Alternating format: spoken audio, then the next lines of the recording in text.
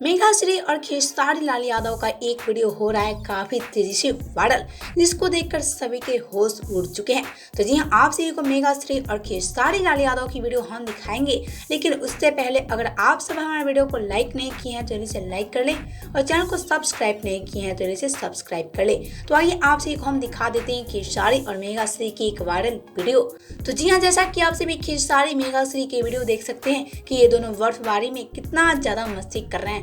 यह इनकी मस्ती वीडियो काफी तेजी से वायरल हो रही है, जिसको फैंस भी काफी ज्यादा रिस्पॉन्स भी दे रहे हैं। हम आपसे बता दें कि इस वीडियो में खेसारी और मेघाश्री की जोड़ी तो काफी कमाल की लग रही है और एक तरफ इन दोनों की कॉम्बिनेशन वाली ड्रेस भी काफी कमाल की लग रही है। वैसे तो हम आपसे बता दें, अब खेसारी मेघाश्री एक दूसरे के साथ काफी ज्यादा खुश हैं। वैसे तो आप सबका क्या कहना है इस वीडियो को लेकर, हमें नीचे कमेंट बॉक्स में जरूर बताएं।